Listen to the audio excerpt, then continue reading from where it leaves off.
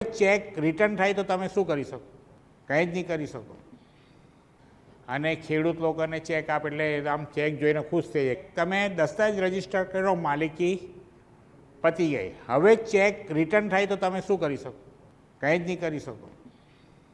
એકવાર દસ્તાવેજ થઈ ગયો પછી એ કેન્સલ સિવિલ કોર્ટમાં દાવો કર્યા વગર થઈ શકે નહીં. પછી કોર્ટમાં સવાલ એ આવે કે આ ચેક તારી પાસે આવ્યા ક્યાંથી? તો એ કે જમીનના. તો કે જમીનમાં તો જે દસ્તાવેજમાં લખ્યા હતા કે આટલી કિંમત એટલા તો તને મળી ગયા.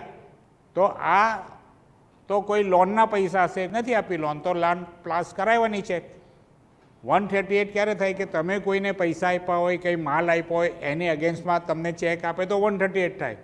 અહીંયા તો માલ બી નથી, માલ આપ્યા હતા એના પૈસા તો ઓલરેડી ચૂકવાઈ ગયા છે, દસ્તાવેજમાં જઈ છે, સહી કરી છે, વિડીયોગ્રાફી કરી કે પૂરો અવાજ મળી ગયો, યસ પૂરો અવાજ મળી ગયો છે. પછી શું બાકી રહે તમારી પાસે? કોઈ પણ એમાઉન્ટ બાકી રાખીને કોઈ પણ ડોક્યુમેન્ટ્સ થવો જોઈએ નહીં.